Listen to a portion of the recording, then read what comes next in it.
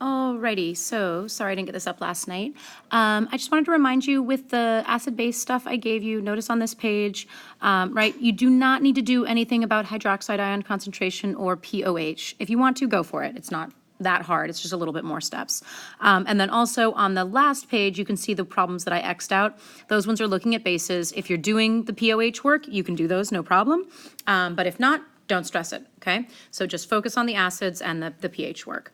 All right, so I promised I would post this with an extra review of looking at some of these problems and running through some extras a little bit slowly again. So let's just again go over what we did in class. For the yellow one, number 3 here, what is the pH of a 3 molar solution of HCl? So remember, the first thing that we had to recognize here is that the pH is the negative log of the hydrogen ion concentration, right? That's a really fundamental part of what's going on here. And before you can't answer the question unless you can recognize that, right? So you need to realize pH is looking at hydrogen ion concentration. So you know that you want to get to hydrogen ion concentration. So you start with your 3 molar solution of HCl.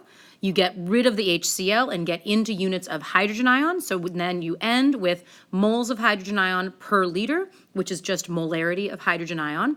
Turns out to be 3 molar. It's a 1-to-1 mole ratio between HCl and H.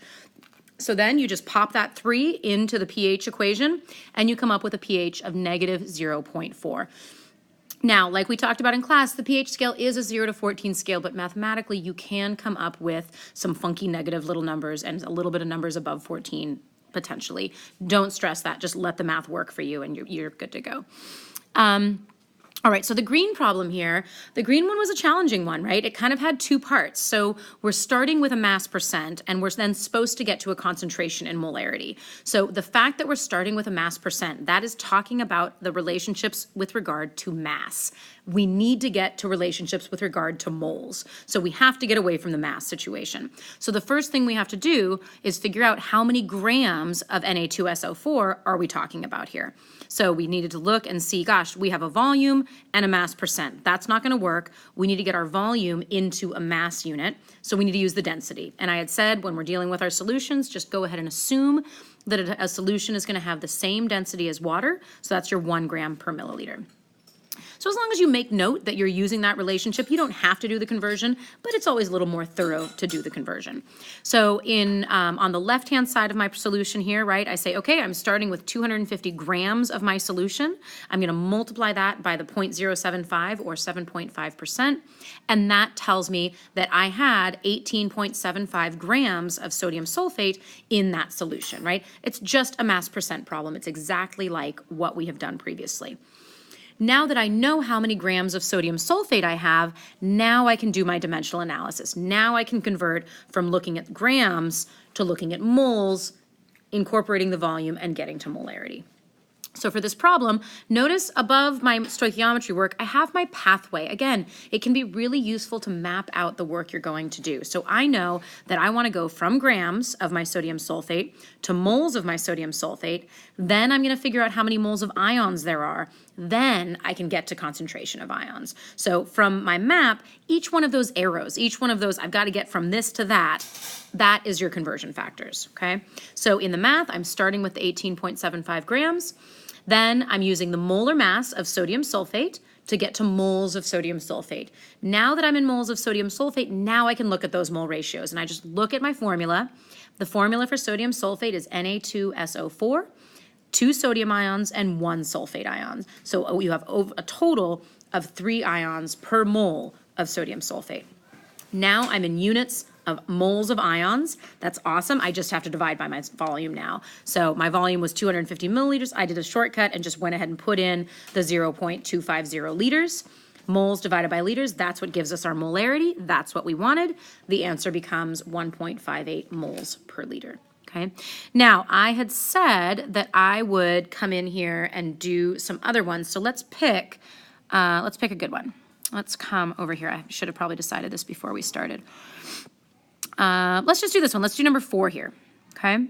So number 4 here, what is the concentration of each ion in solution, right? So we're doing this one. Each ion in solution when you have 94.78 grams of iron 3 sulfate dissolved in 550 milliliters of water. All right, so I'm just going to pop this up on the screen.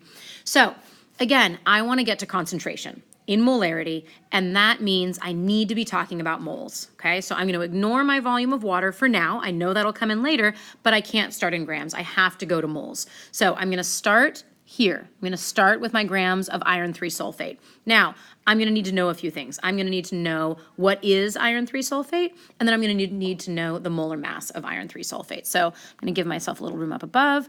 And so iron 3 sulfate, remember that Roman numeral 3 means it's iron 3 plus. So if I have Fe 3 plus, sulfate I know is SO4 2 minus. Do my switch and drop, my crisscross method, balance your charges, whatever. You should come up with a formula of Fe2 SO4 3. Okay, so there's our iron sulfate formula.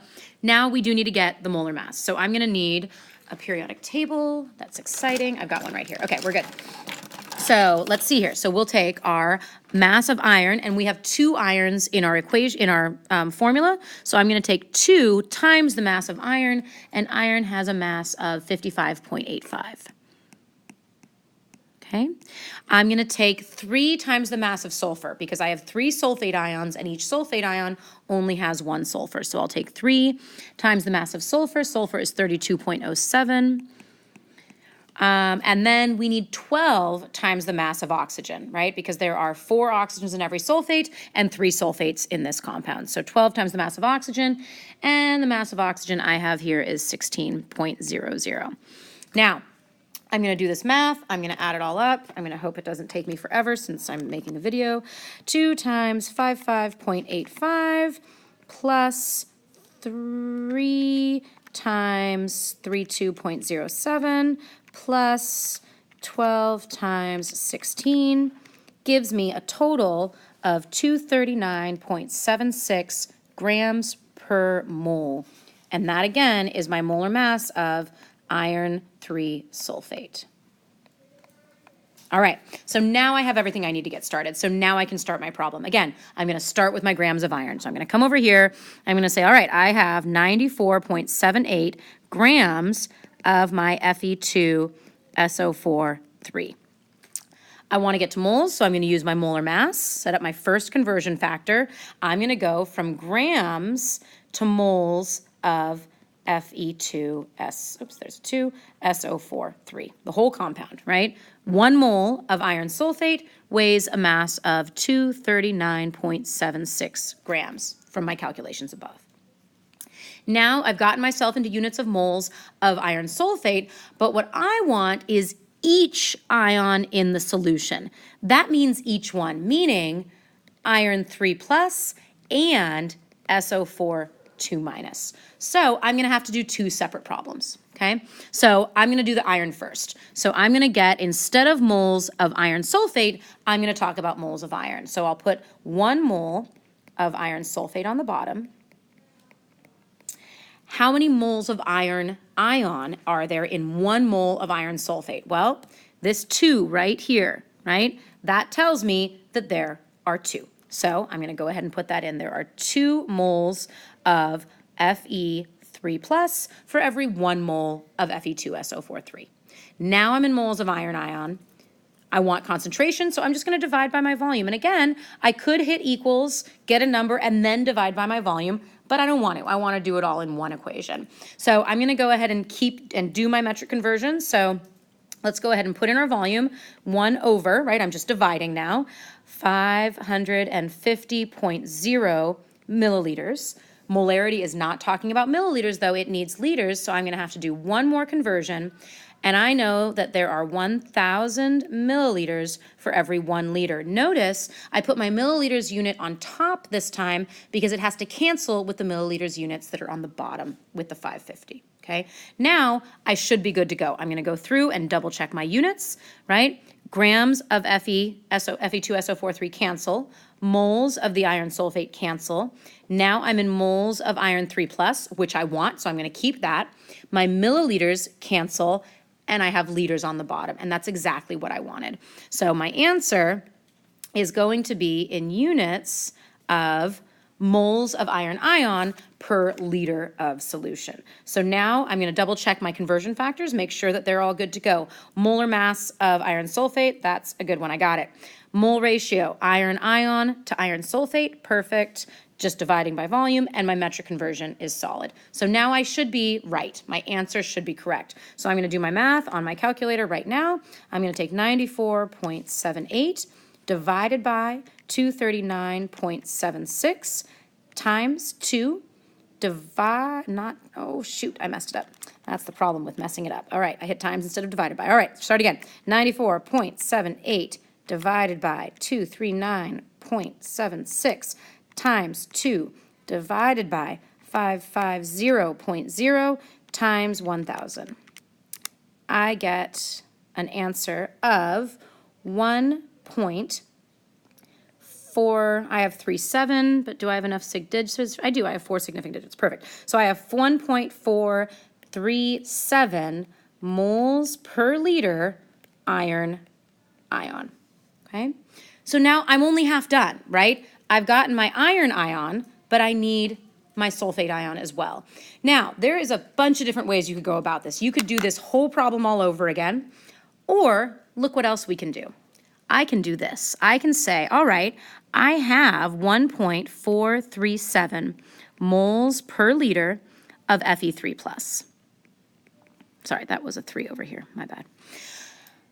What if I just convert from iron ions to sulfate ions, since I know how they're related based on the overall chemical formula? So let's see what I can do here. If I look at my iron sulfate up here, right?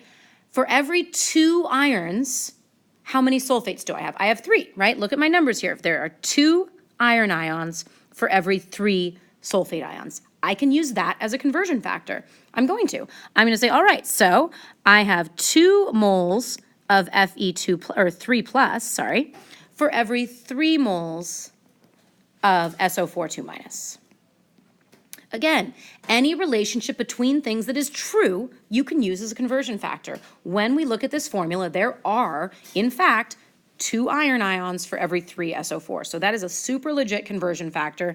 I'll double check my units. The moles of iron ion, cancel. I'm left with units of moles of sulfate per liter, which is exactly what I wanted. I'll run my answer, take the answer I got from before, times 3 divided by 2 equals 2.156 moles per liter of SO4 2-. Okay? We're going to be spending a lot more time playing with our conversions and stuff like that. So I hope this was helpful if you're struggling. Sorry, it seems like it took a really long time, but I'll see you in class tomorrow. We'll have fun with the lab, and then we're going to do a lot more calculations in the coming weeks. All right, good luck.